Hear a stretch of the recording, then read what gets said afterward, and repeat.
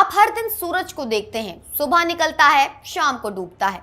सदियों से ये सिलसिला चल रहा है, लेकिन क्या आपने कभी सोचा है कि एक दिन सूरज भी मर जाएगा और जब मरेगा तो हमारी पृथ्वी का क्या होगा? ये सवाल शायद आपको डरावना लगे, लेकिन ये सच है और इसी सच को समझने के लिए वैज्ञानिकों ने एक बहुत ही स्ट्रेंज खोज की है। दूर ब्रह्मांड में एक मरा हुआ सूरज अपने ही ग्रहों को खा रहा है और ये घटना हमें बताती है कि हमारे सूरज का भविष्य कैसा होगा। ब्रह्मांड में कहीं दूर 145 प्रकाश वर्ष की दूरी पर हवाई की एक वेधशाला ने कुछ बहुत ही असाधारण देखा। एक तारा जो मरा हुआ है, सफेद बौने तारे को कहते हैं, वो अपने खुद के ग्रहों को टुकड़ों में निगल रहा है, जैसे कोई भूखा शिकारी अपने शिकार को खा रहा हो। ये तारा LSPM JO207+3331 है और ये हमारे भविष्य के बारे में एक डरावनी कहानी बताता है। सूरज को समझना आसान है। हर दिन ये निकलता है, प्रकाश देता है, गर्मी देता है और हम जीते हैं सूरज की इसी गर्मी और प्रकाश से। लेकिन सूरज भी तो एक तारा है और सब तारों की तरह सूरज का भी एक लाइफ टाइम है। एक दिन सूरज बूढ़ा हो जाएगा और बूढ़ा होकर वो फूल जाएगा।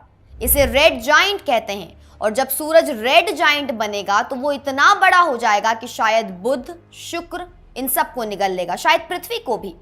अभी से ये सोचना भी कष्टप्रद है, लेकिन ये सच है। लेकिन फिर क्या होगा? फिर सूरज कोलैप्स कर जाएगा, अपने आप पर गिर जाएगा, अपनी बाहरी परतें फेंक देगा और बचा रह जाएगा एक बहुत ही छोटा सफेद रंग का गोलाकार तारा।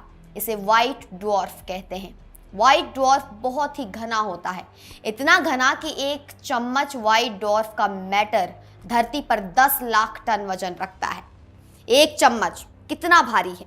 और ये घनत्व, ये ग्रेविटेशनल फोर्स इतना पावरफुल होता है कि पास में कोई भी ग्रह अगर आ जाए तो वो खींचा चला जाता है। अब आते हैं इस डिस्ट्रॉयड ग्रह की कहानी पर। जो ग्रह अभी LSPM JO207+3331 को देखा गया है, वो एक समय पर ये तारे के चारों ओर घूमता था। हमारी पृथ्वी जैसे सूरज के चारों ओर घूमती है वैसे ही।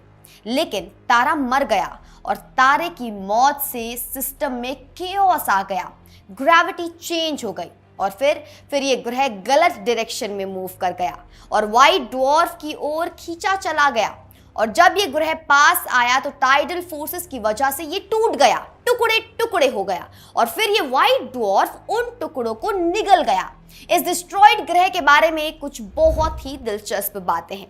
पहली बात, ये ग्रह कम से कम 200 किलोमीटर चौड़ा था, मतलब वो बहुत छोटा नहीं था, कोई बड़ा ग्रह था। दूसरी बात, इसकी संरचना। इस ग्रह में 2 लेयर्स थी, एक रॉकी आउटर लेयर यानी रॉकी सरफेस और एक मेटल का कोर यानी केंद्र में धातु था, बिल्कुल हमारी पृथ्वी जैसा। हमारी पृथ्वी के बाहर भी रॉक है और अंदर भी आयरन और निकल का कोर है। ये बात बहुत महत्वपूर्ण है क्योंकि ये दिखाता है कि ब्रह्मांड में ग्रहों का एक आम पैटर्न है। अर्थ लाइक प्लैनेट्स बनते हैं सेम तरीके से।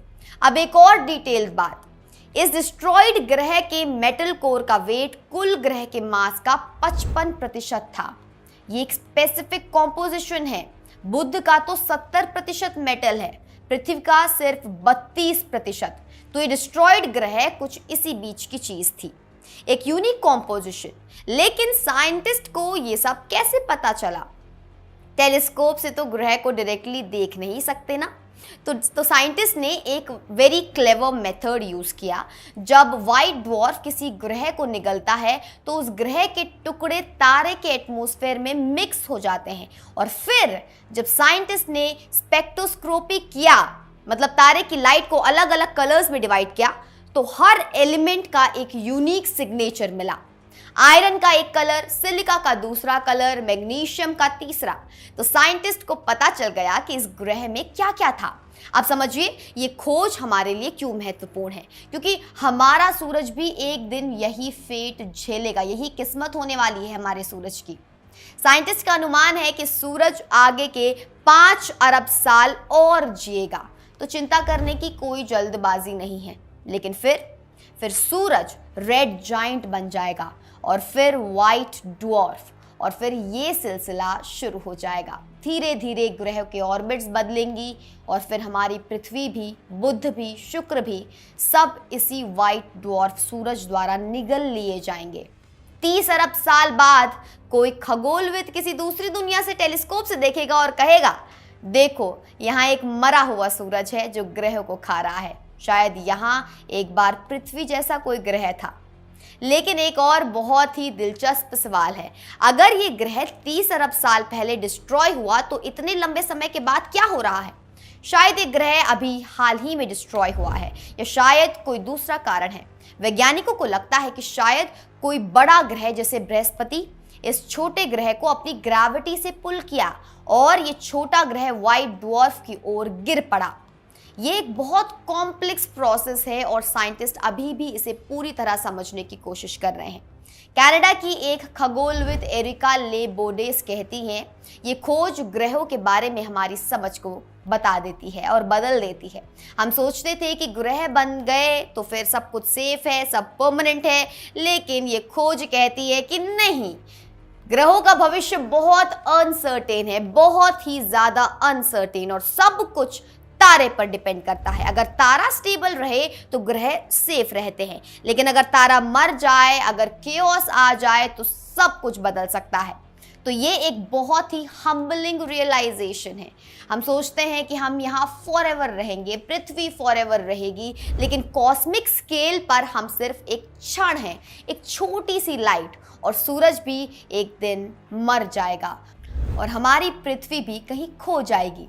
लेकिन ये खोज हमें ये भी सिखाती है, जो हम जानना चाहते हैं ऑब्जर्वेशन से जान सकते हैं। अगर हम ध्यान से देखें तो ब्रह्मांड हमें अपनी सब कहानियां बता देता है। हर मृत तारा हमें एक कहानी बताता है, हर डिस्ट्रॉयड ग्रह हमें एक लेसन सिखाता है।